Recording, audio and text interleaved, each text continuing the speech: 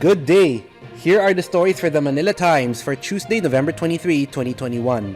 President Rodrigo Duterte on Monday said the government finds abhorrent the harassment of Filipino boats by Chinese Coast Guard ships in the Ayungin Shoal last week. Speaking at a regional summit with the Association of Southeast Asian Nations, or ASEAN, hosted by Chinese President Xi Jinping, Duterte said the incident does not speak well of China's relations with the Philippines and other members of the 10-nation bloc. The tandem of Ferdinand Bongbong Marcos Jr. and Sara Duterte Carpio vowed to improve Mindanao's standing as the country's food basket to help the region recover from the efforts of the pandemic.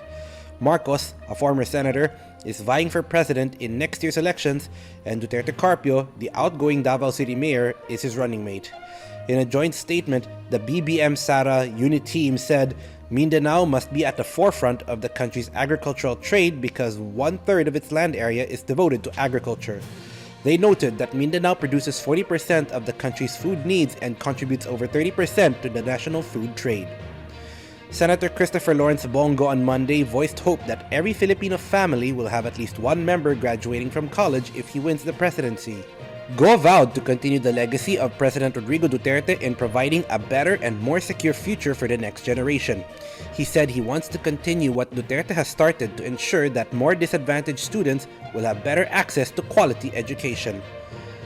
The government has begun to administer booster shots to senior citizens and immunocompromised patients. The Department of Health released the guidelines on the administration of booster shots and additional shots for the immunocompromised priority group on Sunday night. Boosters are given to senior citizens to renew their antibody resistance, while a third dose is given to immunocompromised patients who are unable to build up their immunity after their primary shots. Health Undersecretary Maria Rosario Vergeres said in a briefing on Monday that those eligible for booster doses can have their shot at any vaccination site as long as they present a valid ID and vaccination card. Immunocompromised individuals need a doctor's clearance before they can receive an additional dose. The National Economic and Development Authority has introduced the National Action Plan Phase 4 or NAP4, which will serve as a guide to the government in safely opening the economy.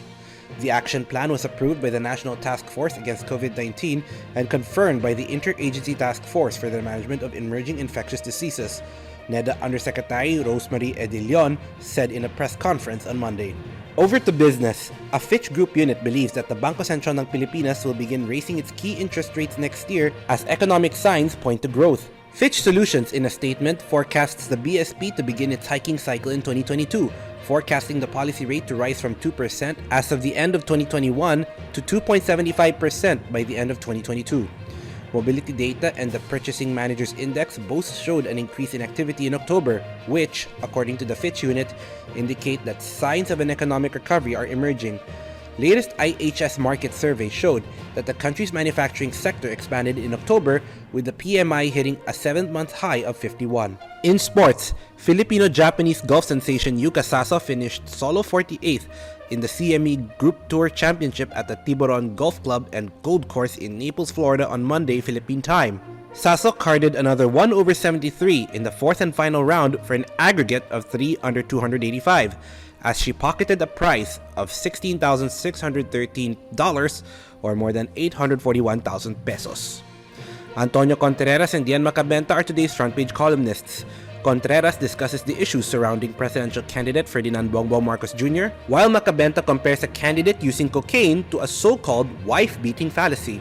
Today's editorial tackles the anti-lockdown riots across Europe in the wake of surging COVID-19 cases in the continent. Read a full version on the paper's opinion section or listen to the Voice of the Times.